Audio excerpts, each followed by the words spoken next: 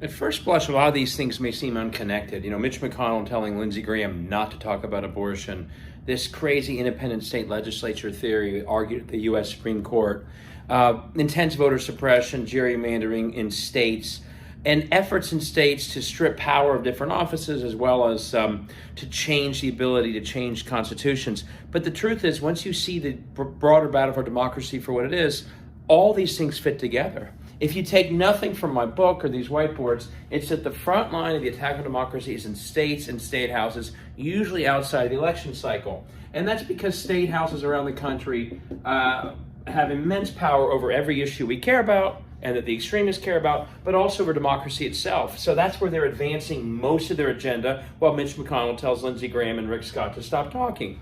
Here's, though, what they desperately need to succeed. They need to find ways always, because the agenda is so extreme, to not face accountability in these states and state houses. And so they're always working to erase any accountability they might face for this extreme work.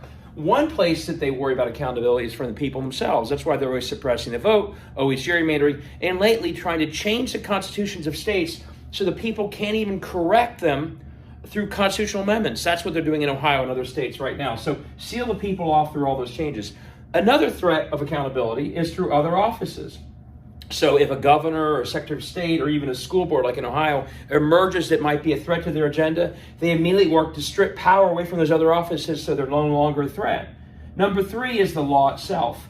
The U.S. Constitution, state constitutions, federal laws like the Voting Rights Act. These also impinge on these state houses and they hold them accountable. So what does the right wing do? Everything in their power to make sure that the law cannot hold these state houses accountable. Gutting the Voting Rights Act, the Dobbs decision, the independent state legislative doctrine. The whole point of that is to make it so that these state houses aren't even subject to accountability for their own constitutions or their own state courts. All of this is an effort to seal off state houses from any accountability so they can keep advancing the far right-wing agenda. We have to stop them.